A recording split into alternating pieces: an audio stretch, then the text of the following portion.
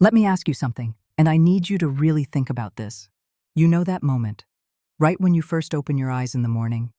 That 1/2 second, that tiny little window of time where your brain hasn't fully woken up yet, where everything still feels normal, where life still feels okay, where for just one beautiful, fleeting moment, you forget. And then it hits. Like a freight train going full speed straight into your chest. No warning, no mercy, just impact. The other side of the bed is cold, empty. The indent in the pillow that used to belong to someone else, it's still there. But they're not. The bathroom has one toothbrush now. One. The coffee maker is only brewing 1 cup this morning, and the silence, oh, that silence, it's not peaceful, it's not calm, it is loud in the worst possible way. It's screaming at you. It's filling every corner of every room with the sound of everything you just lost. And that moment, that specific, brutal, suffocating moment, that is what nobody in your life prepared you for. Not your best friend who went through a divorce 3 years ago. Not your therapist who gave you coping strategies. Not the books you read. Not the Reddit threads you stayed up until 3 a.m. reading. Not even the people who loved you the most and tried their hardest to warn you. Because this feeling, this specific flavor of pain, it doesn't translate through words. You can't explain it until you are standing inside of it. And right now, some of you watching this, you are standing inside of it. And I want you to know something before we go any further. I see you. I really see you. Now here's where it gets interesting, and I mean psychologically fascinating in the most heartbreaking way possible. Some of you watching this, you wanted this divorce. Maybe you were the one who finally said enough is enough. Maybe you were the one who packed the bags. Maybe you were the one who called the lawyer first. Maybe you had been done with this marriage for months, maybe even years, before it officially ended. And yet here you are, falling completely apart. And the most confusing, disorienting part of all of it is that you don't even understand why you're falling apart. You chose this. You wanted this. So why does it feel like the ground just disappeared from under your feet? And that confusion, that guilt that comes with grieving something you chose to walk away from, that is one of the most psychologically complex and devastating emotional experiences a human being can go through. Because the world around you has expectations. The world expects you to be relieved. The world expects you to be celebrating your freedom. Your coworkers are saying things like, "Good for you, you deserve better." Your girls are talking about how you're going to glow up. Your boys are telling you this is your era now. And everyone is acting like you just got out of prison. But inside your body, inside your nervous system, inside that deep primal part of your brain that doesn't understand legal documents or logical decisions, it is in a full-blown crisis. Because your nervous system doesn't care who filed first. It doesn't care who was wrong. It doesn't care about the reasons. It just knows one thing. The life it was wired to, the routine it depended on, the presence it adapted to, is gone. And it is terrified. That is not weakness. That is not you being dramatic. That is your human brain doing exactly what it was designed to do, reacting to loss. Real, profound, life-altering loss. And nobody, absolutely nobody, talks about that part. So that's what we're going to do today. Right here, right now, we're going to talk about all of it. The stuff that hits you the morning after. The invisible wounds. The psychological landmines that are buried in the days and weeks and months after divorce that nobody puts in the brochure. And I'm going to break it down piece by piece. Because if you know what's coming, or if you're in the middle of it right now and you need someone to name what you're feeling, this video is going to change everything. Let's start with the first thing, and this one hits almost everybody. Number 1, the replay loop. The morning after divorce, or honestly any quiet moment in those first few weeks, your brain becomes a movie theater, and it is only playing one film.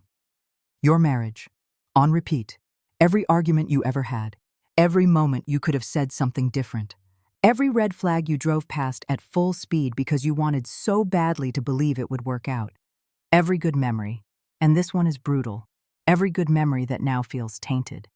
Like it was a lie, like it didn't count, like it belongs to a different person in a different life. And your brain? Your brain is not just watching the movie. Your brain is running a full courtroom in your head simultaneously. You are the defendant. You are the prosecutor. You are the judge. You are the jury. All at the same time, every day, every quiet moment, every time you're in the shower or driving or trying to fall asleep. The case never closes. The gavel never comes down. It just keeps going and going and going. Psychologists call this rumination, and left unchecked, it is one of the primary drivers of post-divorce depression. Because you are not just remembering, you are reliving. And every time you relive it, your body responds like it's happening again. Your cortisol spikes, your heart rate goes up, your nervous system fires. You are not just thinking about the past, you are physically experiencing it in real time, over and over and over. And the worst part? You can't just turn it off. Telling yourself to stop thinking about it is like telling yourself to stop breathing. The more you try to suppress it, the louder it gets. We're going to talk about how to actually break that loop later in this video, so stay with me. Number 2. Grieving a future that never existed. This one is sneaky. This one catches people completely off guard because it doesn't make logical sense. But grief doesn't operate on logic. And this is a perfect example of why. When your marriage ends, you're not just mourning the person. You're not just mourning the relationship. You are mourning an entire imaginary future that lived inside your head. The vacations you planned but never took. The house you were going to buy in 5 years. The holidays you pictured growing old together. The grandchildren you imagined holding someday. The retirement you planned. The version of your 60-year-old self that was never going to be alone. None of that ever happened. It existed only in your mind. But the grief you feel for it is 100% real. And that is one of the most confusing aspects of divorce grief. Because people around you don't understand why you're mourning something that was never real. They say things like, "It wasn't that great anyway," or "You'll build something better." And they're not wrong. But they don't understand that you're not just missing what was. You're also missing what was supposed to be. And that grief, that future grief, that is uniquely devastating, and it is completely valid. Number 3, identity collapse. Okay, this one. This one right here is the one that most people don't see coming, and it is the one that does the most long-term damage if it's not addressed. Somewhere along the way, probably slowly, probably without even noticing, you stopped just being you. You became half of a we. Your entire life got organized around another person. Your schedule revolved around them. Your social life was built with them. Your plans included them. Your sense of self was at least partially defined by the role you played in that relationship. Husband, wife, partner, spouse. That was part of your identity. Maybe a big part. And now that's gone. So who are you? Not who were you before the marriage? Because that person doesn't exist anymore either. Life happened. You changed. And now you're standing on the other side of all of it, asking the scariest question an adult human being can ask. Who am I now? What do I actually like? Not what we liked. What do I like? What do I want? Not what we wanted. What do I want? What does my life look like? Not the life I shared. My life. These questions feel almost impossible to answer in the beginning. Because the truth is, you don't know yet. And not knowing feels terrifying. It feels like standing in a fog with no landmarks and no map. And that disorientation, that loss of self, that is one of the most under-talked about consequences of the end of a long-term relationship. Hold on real quick. Because if what I'm saying is resonating with you right now, if you feel like someone is finally putting words to the exact thing you've been feeling but couldn't explain, I need you to do something. Hit that subscribe button right now, because this channel exists for this moment. For the person who is rebuilding from the ground up. For the one who is typing, "How do I get over divorce?" into Google at 2 a.m. For the one who is holding it together in front of everyone else, but is completely unraveling on the inside. That is who I make this content for. And I don't want you to miss what's coming next. Because the next few points we're about to cover, they are the ones that most people never fully recover from. And you deserve to know the truth. Subscribe. Let's keep going. Nobody warns you about how divorce reshapes your entire social world. And I'm not just talking about losing mutual friends, although that happens, and it hurts more than people expect. I'm talking about the full seismic shift of your entire social identity. Suddenly, you're not a couple anymore. And in a world that is largely built around couples, dinner parties, double dates, holidays, family gatherings, you feel like a puzzle piece that no longer fits the picture. And people don't know how to act around you. Some friends get weird, some take sides, some disappear entirely. Not out of cruelty, but because your pain makes them think about their own marriage, and that scares them. Some people rally around you for 2 weeks, and then go back to their lives, because the world didn't stop for them like it stopped for you. And the loneliness that follows is unlike anything else, because it's not just the absence of your partner.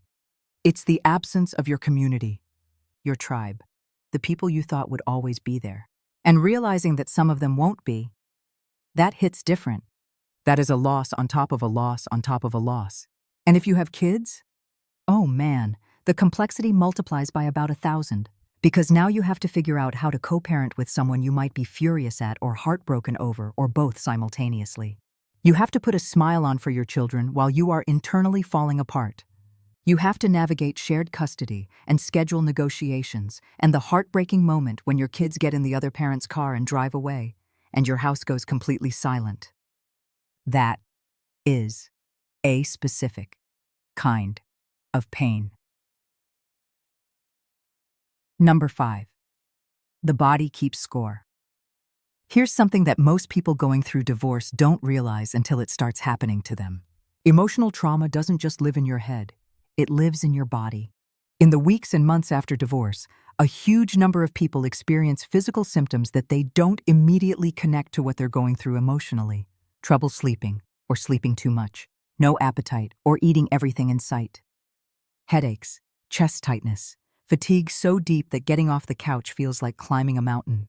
A general feeling of being run down and depleted that you can't quite explain.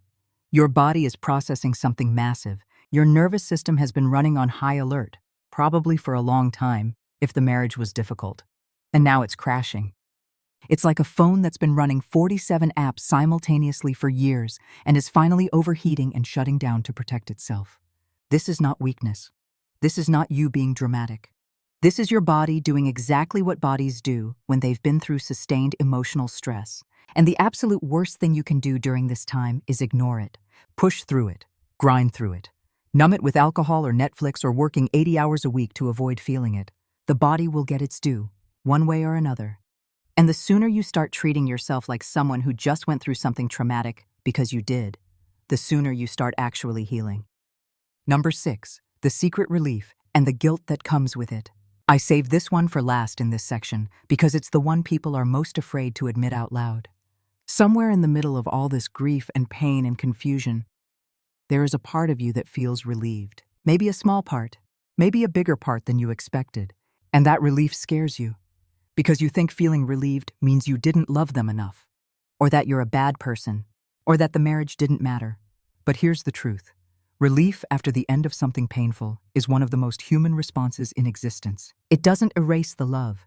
It doesn't minimize the loss. It just means that somewhere inside you, your soul recognizes that something that was hurting you has finally stopped. And there is nothing wrong with that. Nothing. There is room in your heart for grief and relief simultaneously. You are allowed to mourn something and know it needed to end. Those two things are not in conflict. They are both true at the same time, and you don't have to choose between them. Can I step out from behind the script for a second? Can I just talk to you directly? Because I think about the person watching this video. And I want you to know that I thought about you when I made this. Not a general audience. Not a demographic. You. The specific human being who found this video. Probably because you needed it. Probably because something in the title hit you somewhere deep and you clicked because part of you was hoping someone, somewhere, would finally say what you've been feeling. And here's what I know about you, even though we've never met. You are carrying more than anyone around you realizes. You are performing okayness for the world, while internally you are piecing yourself back together with both hands shaking. You are smiling at work. You are answering, "I'm fine," when people ask. You are showing up every single day. You are doing all the things you're supposed to do. And inside you are exhausted in a way that sleep doesn't fix. You are lonely in a room full of people. You are grieving something that the world thinks you should be over by now. And the scariest part of all, You're not even totally sure who you are anymore. The person you were when this marriage started feels like a stranger. The person you were inside the marriage feels like a character you were playing. And the person you're going to be on the other side of all this? You can't see them yet. And that uncertainty, that fog, that terrifies you more than anything else. I know. I know because that is what this looks like. That is what this feels like.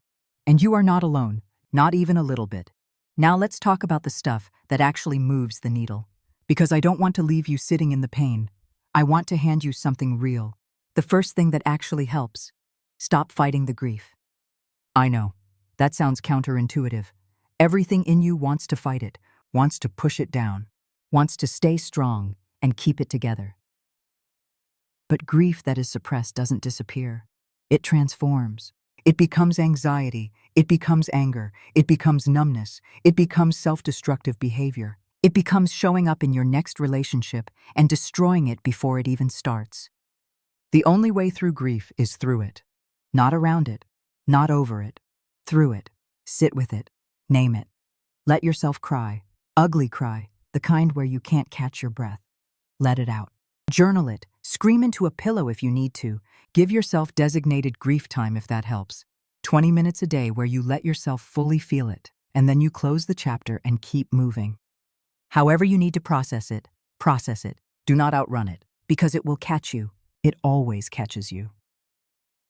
The second thing, rebuild your identity intentionally. Remember that identity collapse we talked about? The who am I now crisis. You can't wait for the answer to come to you. You have to go find it. And the way you find it is by doing things, small things at first.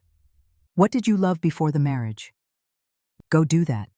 What did you always want to try but never did because it wasn't your thing as a couple? Go try that. What kind of person do you want to be on the other side of this? Start acting like that person. Even when you don't feel like it, even when it feels fake. Act as if. Because identity isn't something you find, it's something you build. And you can build it intentionally. One choice at a time. The third thing, curate your social circle aggressively. Not everyone who is currently in your life should stay in your life at this level. This is the time to get very clear, very intentional about who gets access to you, who makes you feel seen and safe and supported. More of that. Who drains you? Who projects their own stuff onto your situation? Who makes you feel judged or worse about yourself? Gently, lovingly, put some distance there. You are rebuilding. You do not have the emotional bandwidth to manage other people's discomfort about your divorce while simultaneously surviving your own. Protect your energy like your healing depends on it, because it does. The fourth thing, get professional support, seriously. I'm going to say this clearly and without apology. Therapy after divorce is not a luxury. It is not a sign of weakness. It is not something to do if it gets really bad. It is one of the smartest, most powerful investments you can make in your own recovery. A good therapist gives you a space to process without judgment. They give you tools, real science-backed tools, to manage the rumination, the grief, the identity crisis, the anxiety. They help you identify patterns so you don't walk out of this marriage and straight into another version of the same one. If therapy isn't accessible to you right now, financially, logistically, whatever the reason, there are support groups, online communities, books, podcasts, resources that can help. The point is, don't do this alone. Humans are not designed to process major loss in isolation. We are wired for connection. Reach for it. The fifth thing, give yourself a ridiculous amount of grace. Healing from divorce is not linear. You will have good days where you feel like yourself again, where you laugh out loud, where you think, okay, I'm going to be okay. And then the next day, you will feel like you're back at square one and all the progress was an illusion. That is normal. That is what healing actually looks like. It is not a straight upward line. It is a messy, non-linear, completely unpredictable process, and expecting it to be anything other than that will break you. So when you have a bad day, and you will, it does not mean you are failing at healing. It means you are healing, because you can't heal what you don't feel. The bad days are part of the process. Let them be. Okay, I've been building to this, and I need you to really hear this part. Everything we've talked about, The grief, the identity collapse, the loneliness, the physical symptoms, the confusion, the relief, the guilt, the social earthquake, all of it. All of it comes down to one core truth that most people who've been through divorce eventually discover on the other side. Divorce doesn't just end a marriage, it strips you down to your foundation, to the most raw, unfiltered, unperformed version of yourself. And that is terrifying. But it is also, if you let it be, the most transformative experience of your entire life. Because when everything external is stripped away, the partner, the shared identity, the social circle, the future you planned, the version of yourself you were in that relationship, what's left? What remains when all of that is gone? You. The real you. The essential you. The you that existed before the marriage and will exist long after the grief passes. And meeting that person, really meeting them, maybe for the first time, is one of the most profound gifts that can come out of one of the most painful experiences of your life. The silence you are so afraid of right now? That silence is not emptiness. That silence is space. Space to hear your own voice again. Space to figure out what you actually want. Space to build a life that is authentically, completely, unapologetically yours. The version of you that is going to emerge on the other side of this? That person is going to be stronger than you can currently imagine. Not because the pain disappears. It doesn't fully disappear. But because you will have walked through fire, you will have sat with grief and survived it. You will have rebuilt your identity from scratch. You will have learned, probably for the first time, what you truly need and what you will absolutely never settle for again.